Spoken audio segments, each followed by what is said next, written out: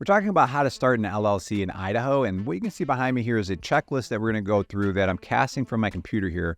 But before we get to that checklist, I do want to talk about something I like to call the LLC dumpster fire. What that is the common pitfalls that people run into, and they don't dot their I's and cross their T's setting up their LLC, and it creates tens of thousands of dollars of legal damages down the line. Now, that occurs when you don't understand things such as piercing the corporate veil, or terms such as commingling funds, registered agents, or pass-through taxation. And then it's also after LLC formation, like how the LLC renewal process works or getting the proper business licenses and permits. To better understand this, what we're going to do is we're actually going to zoom out a little bit. And what we're going to talk about is what an LLC actually does for your business, because there is some misinformation here and also just misunderstanding a lot of times. And then once we talk about that, it's going to allow us to zoom in, help you get your LLC set up correctly, and make sure that you avoid these common pitfalls. Now, what I want to talk about is the two things that the LLC does for you. It offers limited liability protection, and it also offers pass-through taxation. Let's explain the limited liability protection using an example of owning a coffee shop without an LLC. What that looks like is you have let's call them the sole proprietor, the business owner here in the center. On the left-hand side, they have their personal home, personal car, personal bank account. But on the right-hand side, they have their business, the coffee shop, the point of sale, the business bank account, the espresso machine, the lights. All of this is tied back to that business owner. This creates a lot of inherent liability. Now, if you own an LLC that owns the coffee shop, it looks very different. Now we have the business owner over here with their personal assets, and on the right-hand side, we're calling it Acme Coffee LLC. Acme Coffee LLC has all those assets underneath the LLC, and the most important part is this red division in between those asset classes. That is something known as the corporate veil. Now, you probably recall at the beginning of the video, there was something called piercing the corporate veil. We're going to explain that right now through the example of commingling funds. Commingling funds is where somebody has a personal bank account, and they don't set up a business bank account right away, and they run transactions through the business through their personal bank account. That is called commingling funds. And the reason that's important is, let's say that somebody were to get hurt at your coffee shop. They hire an attorney, they're going to sue you. That attorney is going to look for cracks in your LLC. One of them is if you're commingling funds. Now, if they present this evidence to a judge and a judge agrees with them, they may give them permission to pierce the corporate veil. What that is the division between your business and personal assets dissolves. So when they're coming after you, they can come after not only just your business assets, but your personal assets as well. That is why it's so important to set up an LLC, but then also to know everything about it. Like, what is piercing the corporate veil? What is commingling funds? So first tip here, when you get your LLC set up a business bank account as soon as possible, and then make sure that you are separating your business and personal transactions from day one. Now, what I want to talk about is explanation of pass-through taxation. Here what we have is Acme Coffee LLC, and then we have the IRS. The IRS is not taxing the LLC. They're taxing the individual business owner or owners if you have partners. Let's say that you grossed $140,000 and you had $90,000 of expenses. What happens with that $50,000 of net income is it passes through to the business owner's personal tax return. Sometimes this is referred to as flow-through taxation. Those words are used interchangeably. I just wanted to make you aware of this because this is something people get confused about, and it's just going to make taxes a little bit easier for you if you have this basic understanding. But what else is cool is the LLC is very flexible. Now, what you can do is in the future, you can apply an S-Corp designation to reduce your tax burden. This happens around $40,000 to $50,000 of net income. That's when it makes sense to apply this S-Corp designation. And we're going to get to that in the third video of this series, but the reason I'm mentioning it now is that this is a series of videos that I highly suggest you watch, because it's not just about setting up the LLC. It's making sure you set it up correctly. Then it's making sure that you know how to maintain and properly renew the LLC, and also understanding things such as, hey, you can apply an S-Corp designation down the line. That's going to help you save on taxes. I want to plant all these seeds for you today, so that it's not like 5-6 years down the line and you're frustrated because you're like, geez, I missed out on all these advantages because my CPA didn't tell me about them. And trust me, it happens more than it should, because CPAs should be aware of this stuff, but they just don't always communicate it because they're not watching your business the same way you are. Now, what I want to talk about is the checklist of starting your LLC. First step on here, get this checklist for yourself. There's going to be a QR code on the screen right now that you can scan. That is a free opt-in to get this checklist. There's also a link in the description below as well. But just know that when you get this, it's more than just a checklist. We actually have a AI chatbot that you can open up down here that's going to answer all of your questions as it pertains to Idaho and setting up your LLC. We have a free charitable opportunity. We have this yearly accounting calendar, which I'm going to talk about in a future video in this series. It just breaks down all the important dates when you own an LLC. So there's a lot of cool stuff.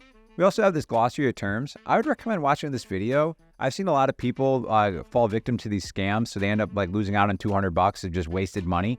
That very quickly is going to go through that, but also common terms and phrases that are used when setting up your LLC. Now, next, what you need to do is decide which path you want to go. Do you want to go through the state website? And now that could be just simply downloading a PDF and mailing it in, or going through their online portal. There's online LLC services. There's a bunch of them out there. Gosh, there's probably like 20 of them now. There's advantages of going that route, but there's also disadvantages. And then there's the business attorney. The business attorney is always going to be the most expensive, but it can be the most dialed in. This video, all this topic, I should say, is a video into and of itself. So in the next video in the series, we're going to deep dive on that. And I highly suggest you watch that because I've seen instances where people overpay by $1,500. But for the sake of this video, we're going to go through the state website so that we can simply explain everything that goes on to what's called an articles of organization. Before we get to all that, though, you need to decide on a business name for your LLC. What I'll say here is that you don't have to have the perfect name. Now, Acme Coffee LLC, terrible name for a coffee shop, but you can have something where it's called a DBA, a doing business as, or a fictitious name. This is like a brand name. So maybe you have Espresso Yourself Cafe. That lives underneath the LLC, and that's the brand name that people are familiar with. So the LLC name does not have to be the brand name. What is important is that you have a unique name that is not already taken within the state.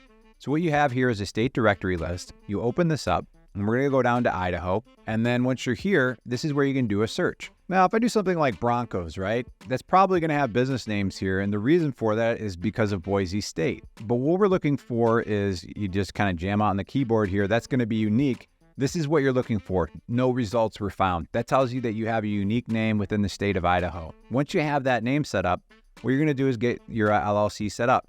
This first checkbox here is more so a warning than anything. You can register an LLC name. That is not actually setting up your LLC. That is just like securing the actual LLC name and that you have that LLC name. It's like buying a domain. Doesn't mean you actually have a website set up. You just have a domain. I just wanted to make you aware of that because what you really need to do is write your articles of organization and file those. So again, we have a state directory list here. We're going to scroll down. These bullet points will further detail what goes into an articles of organization. But we're going to take a look at this and zoom in a little bit and just kind of explain different aspects of this. The important thing here is there's a base filing fee of $100 and then $20 for manual processing. So those fees, that $100, that's your filing fee for setting up your articles of organization. Not getting around that, whether you go through a business attorney, online legal tools, or the state website. And that'll probably go up in the future as I'm making this in 2024. But what you have here is the name of the corporation. So that's your unique name that you found. Article 2 is the number of shares the corporation is authorized to issue. That is something where you could just have that be 0 shares. You don't necessarily have to have shares set up. Then you have the registered name of your registered agent name and address. This is interesting because they don't really give you a lot of good information here. What you need to know in this particular case is that a registered agent is a third party that handles important communication and documentation for your business. There's a few rules around them. They have to have a physical mailing address within the state of Idaho. You have to have one on file and maintain one. And it also cannot be a P.O. box. They're important because, let's say in that example of you being sued, you're going to get something called the service of process notice. The registered agent is going to make sure that you're getting that notice. That's basically saying, hey, you're being required to show up to court. Here's the important documentation and communication that you need. And they're going to make sure that you have all your ducks in a row when you're going through that stressful situation. The state website is not going to provide you registered agent services. When you go through online LLC services, a lot of them partner with these registered agent services, which is nice because it just makes it so that like everything kind of fits together as you're going through this process of filing your articles of organization. One in particular that we're going to talk about in the next video actually provides that service for free for the first year. Incorporator name and address. The mailing address of the corporation shall be optional articles if you have director's name, addresses, etc. Print name, signature, sign. And then it's simple as putting your phone number, email address, and then sending this PDF to this address right here. Now, if you go through the online portal through the state website, you obviously aren't going to have to mail this in. But it's saying that the fee is $120, which includes the $20 for a non-electronic form for manual entry. Now, if you go through the state website, you're probably going to save that $20. So that's something to be considerate of. If you do want to expedite it, you can for $40. And then if you want it same day, you can pay an extra $100 to do so. Now, once you've filed the articles of organization and you have mailed them in, you've done it online, you've gone through an LLC service, however you've done it, what you're going to do is you want to consider creating and signing an LLC operating agreement. This is not required, but it's a great idea. This is a situation where an ounce of prevention is worth a pound of cure. The reason I say that is let's say that you had a business partner with that LLC and it's the coffee shop, right? You've got 22 coffee shops now. You've done a great job of building this business, and your business partner wants out. Well, how do you handle that? If you have an LLC operating agreement, it's going to lay out who the managers and members of the LLC are. What are their roles and responsibilities? What happens when somebody wants out of the business? How do you handle that? Now, if you don't have the operating agreement in place, you have nothing to point to. So what ends up happening is you have to get attorneys involved, and it can get very expensive and very frustrating. So I highly advise you get an LLC operating agreement in place. There's a lot of these LLC services will provide this for you. If you also do a Google search of like free LLC operating agreement, you can get it. The more specific and complex your business, though, that's when you may want to get a business attorney in there to dial that in for you to make sure that you have a rock solid LLC operating agreement. Now, after LLC formation, you want to consider setting up an EIN. There's an IRS link here, which is really helpful. And what an EIN is, an employer identification number. This is like a social security number for your business, and it's a way for the IRS to just identify your business quickly. But this is required if you're going to have employees on payroll. And then also it makes it easier if you're setting up a business bank account. And then if you're like applying for things such as like a business loan or perhaps an office space, it looks much more professional to be able to put an EIN number, sometimes referred to as a TIN number, on that document instead of putting your social security number. It just makes you look a little bit more buttoned up. So this link right here will walk you through how to set this up. It's free to do through the IRS. If you go with the online LLC services, they can actually set this up for you as well. It just kind of depends on what you want to do and if you want to have somebody else set that up for you. Next, we want to talk about obtaining business licenses and permits for your LLC. Very common mistake. People think that they get their LLC set up, but they don't realize that there's these other steps they have to go through. Like, let's say you're like a dentist, a chiropractor, you're starting a construction company. There's additional licenses and permits that may be needed for those types of business categories. A great example is, let's say you're starting a brewery. Now, you're going to be brewing beer, you're going to be distributing beer, and you're also going to be serving beer on premise. Those three different things can require different licenses and permits, and they can happen on the federal level, the state level, and the local level. My recommendation is to look up your town hall, call your town clerk, whoever you want at the town. It really doesn't matter, and just say, hey, I'm setting up this business. I'm just wondering if there's any licenses and permits that are needed on the town and county level. They'll be able to direct you to the right department because it all depends on how your town or city is set up. But they'll be able to give you advice on what you need to do there. Then for the state level, you can simply just Google search like Idaho business licenses and permits. Go to the first link, which is always the .gov website, and you can make sure you get everything set up there. And then on the federal level, it's very similar. It is a much smaller list of what you need to do on the federal level, but something like a brewery could potentially be required for additional licenses and permits on the federal level. Now, what I want to talk about next is the next video in this series. We're going to talk about the fees associated with setting up your LLC, because it's not just setting up your LLC. There's renewal fees, and we're going to be getting into that in the video. There's actually an embedded cost calculator on this page, and what that does is it shows you down to the dollar what it costs to own your LLC for 5 years. That includes all renewal fees. We're going to get into these star ratings and just explaining the different options you have in front of you and where these star ratings come from.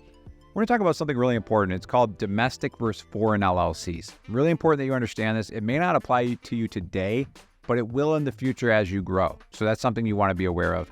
And then also the questions worth asking. We're going to deep dive on these different questions, and it's going to help figure out what is the right path for you when you're getting your LLC set up. Like, should you go through online services, the state website, or an attorney, and also get advice from a CPA. So again, I highly suggest you get this free document for yourself so you can follow along. There'll be a link in the description below. And we're going to catch you in this next video and really deep dive on figuring out what the proper path for setting up your LLC is. All right, we'll catch you in the next video.